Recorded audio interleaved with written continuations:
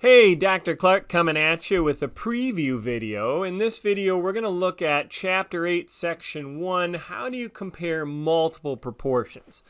Let's take a look. So in Chapter 8, we've got situations where the explanatory variable has more than one option. The response variable is categorical, so we're looking at proportions. And what we want to know is what if you've got more than two proportions to compare, okay? In Section 1, we're going to be looking at the simulation-based approach to comparing proportions, and then later on we'll learn some of the theory-based approaches. So let's take a look here.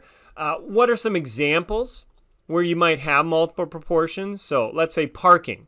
Are students satisfied with parking? Yes or no? Okay, so that's a categorical question. But maybe that varies based on the students are in first year, second year, third year, or fourth year. Or maybe what dorm are they in? Are they in Covenant or North or West or East? Well, if you're comparing these proportions and you've got one proportion for each group, now you've got multiple groups, multiple proportions. How do we do the statistics on that?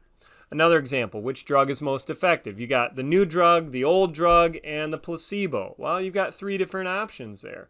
How do you compare when you've got multiple proportions? Last one, organ donors. We looked earlier in the year at organ donation, the opt-in, the opt-out, and the neutral. Well, those are three options. Is there a way that it is affected by one or the other? All right. The one we want to look at just very quickly, just to kind of give you a high fly-in look at it in broad detail, and then the specifics we'll get to in class. The brief example. So did you stop at the stop sign? We got Virginia Tech students investigating whether the vehicle made a complete stop at the intersection. We've got three options. Option 1, the vehicle arrives alone. Option 2, the vehicle is in the front of a group of vehicles. Option 3, the vehicle is inside of a group of vehicles, but not at the front. Okay? So does whether you stop or not, is that affected by which of those three explanatory choices? Okay? Here's the data.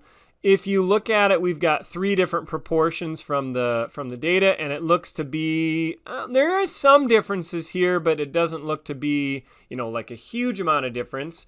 You're looking at 85%, 90%, 77%. So we've got some variation, but is that the kind of variation that could happen by random chance, or is it evidence of some kind of a pattern where it does depend whether you are the lead vehicle following or whether you're a single vehicle, okay? So we've seen data like this in a two-way table where you've got one or two options. Well, now we've got a third option, right? So that's why we're doing multiple proportions, okay? How do you would set up the hypotheses in a situation like this? Well, you got your null hypothesis where there's no association between the arrival pattern and whether the car stopped.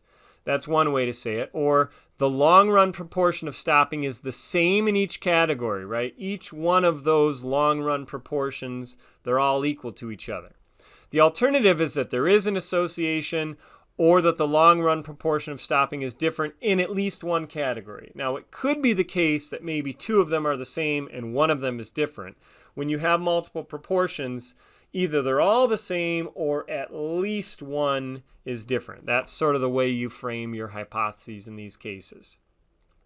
Now, the statistics, we've got two that we're going to look at in this chapter. The mean group difference is what we're going to do today. The chi-square will come next time when we do more theory-based approaches.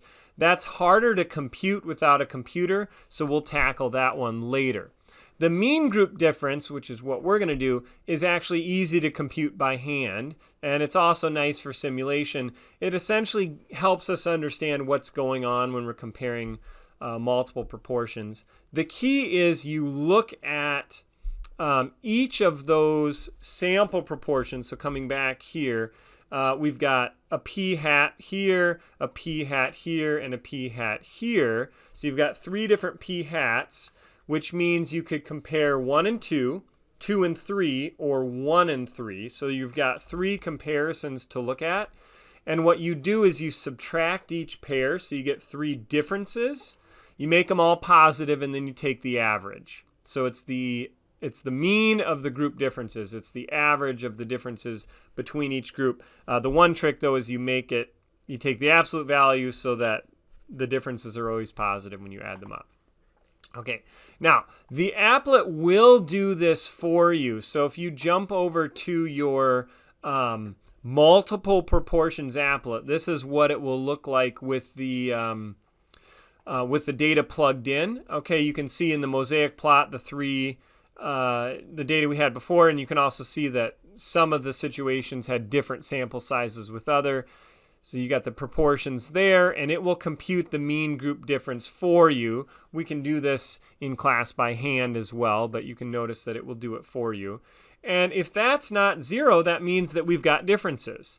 The further away from 0 that is, that means the bigger those differences are, because it's basically taking the average of the differences between each pair. And then what we can do is we can get into the simulation.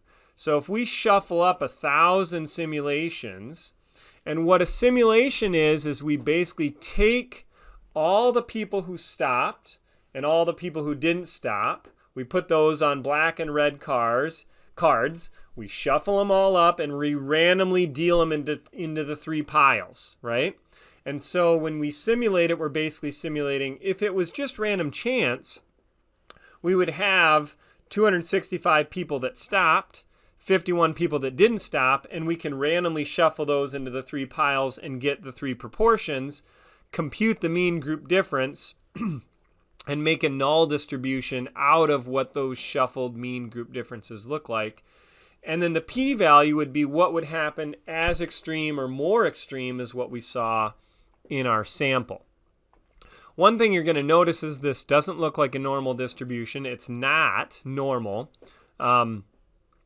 Because it's a different situation. So we can talk about those details as well, but we're not getting a normal distribution. And in this case, it looks like we've got some evidence, but maybe we'd call that moderate evidence here because our p-value is not quite as significant as maybe what we'd want. All right.